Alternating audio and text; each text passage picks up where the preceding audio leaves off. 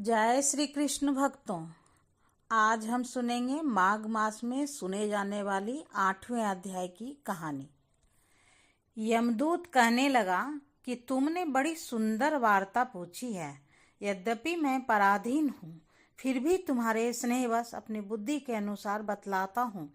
जो प्राणी काया वाचा और मनसा से कभी दूसरों को दुख नहीं देते, वो यमलोक में नहीं जाते।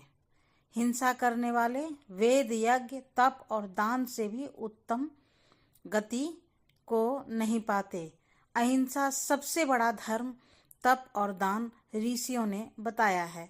जो मनुष्य जल या पृथ्वी पर रहने वाले जीवों को अपने भोजन के लिए मारते हैं, वे काल सूत्र नामक नरक में पड़ते हैं और वहां पर अपना मांस खाते हैं और रक्त पीप पान करते हैं तथा पीप की कीच में उनको कीड़े काटते हैं। हिंसक जनमांस, काने, कुबड़े, लूले, लंगड़े, दरिद्र और अग्नि अंगहीन होते हैं। इस कारण इस लोक तथा परलोक में सुख की इच्छा करने वाले को काया वाचा तथा मन में दूसरे का द्रोह नहीं करना चाहिए। जो हिंसा नहीं करते, उनको किसी प्रकार का भय नहीं होता। जिस तरह सीधी और टेढ़ी दोनों प्रकार की बहने वाली नदियां समुद्र में मिल जाती है, वैसे ही सब धर्म अहिंसा में प्रवेश कर जाते हैं। ब्रह्मचारी, गृहस्थ, वानप्रस्थी तथा यति सभी अपने अपने धर्म का पालन करने और जितेंद्र रहने से ब्रह्मलोक को प्राप्त करते हैं।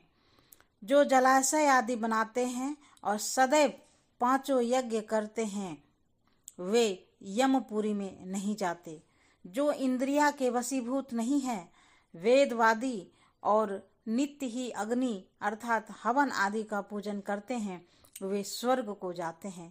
युद्ध भूमि में भी जो सूरवीर मर जाते हैं, वे सूर्यलोक को प्राप्त होते हैं। जो अनाथ स्त्री शरण में आए हुए तथा ब्राह्मण की रक्षा के लिए प्राण देते हैं, वे कभी स्वर्ग से नहीं लौटते। जो मनुष्य लूले, लंगड़े, वृद्ध, अनाथ तथा गरीबों का पालन करते हैं, वह भी स्वर्ग में जाते हैं। जो मनुष्य गौ के लिए पानी का आश्रय करते हैं तथा कुआं, तालाब और बावड़ी बनवाते हैं, वे सदैव स्वर्ग में निवास करते हैं। जैसे जैसे जीव में पानी पीते हैं, वैसे ही उनका धर्म बढ़ता है। जल से ही मनुष्य के प्राण हैं, इसलिए जो प्याऊ आदि लगाते हैं, वह अक्षय स्वर्ग को प्राप्त होते हैं। बड़े बड़े यज्ञ भी वह फल नहीं देते जो अधिक छाया वाले वृक्ष मार्ग में लगाने से देते हैं। जो मनुष्य वृक्ष रोपण करता है, वह सदैव दानी और यज्ञ करने वाला होता है। जो अच्छे फल और अच्छी छाया वाले मार्ग के वृक्षों को काटता है, वह नरकगामी होता है। तुलसी का पौधा लगाने वाला सब पापों से छूट जाता है। जिस घर में तुलसी वन है, वह घर तीर्थ के समान है और उस घर में कभी यमदूत नहीं जाते। तुलसी की सुगंध से पीतरों का चित्त आनंदित हो जाता है और वे विमान में बैठकर विष्णु लोक को जाते हैं। नर्मदा नदी का दर्शन, गंगा का स्नान और तुलसी दल का स्पर्श, यह सब बराबर फल देने वाले हैं।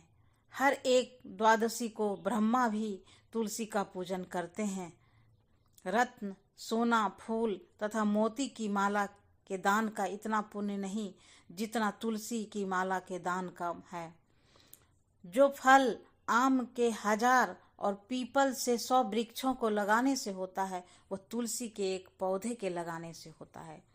पुष्कर आदि तीर्थ, गंगा आदि नदी, वासुदेव आदि देवता सब ही तुलसी में वास करते हैं। और जो एक बार, 2 या 3 बार रेवा नदी से उत्पन्न शिव मूर्ति की पूजा करता है अथवा स्फुटिक रत्न के पत्थर के आप से आप निकले हुए तीर्थ में, पर्वत या वन में रखी हुई शिव की मूर्ति का पूजा करता है और सदैव ओम नमः शिवाय मंत्र का जाप करता है, यमलोक की कथा भी नहीं सुनता। प्रसंग, शत्रुता, अभिमान से शिव पूजा के समान पापों को नष्ट करने वाला तथा कीर्ति देने वाला 3 लोकों में और कोई काम नहीं है। जो शिवालय स्थापित करते हैं वो शिवलोक में जाते हैं। ब्रह्मा, विष्णु तथा शिव का मंदिर बनवाकर मनुष्य वैकुंठ वासी होता है। जो भगवान की पूजा के लिए फूलों का बाग लगाते हैं वे धन्य हैं। जो माता पिता, देवता और अतिथियों का सदैव पूजन करते हैं वे ब्रह्मा लोक को प्राप्त होते हैं।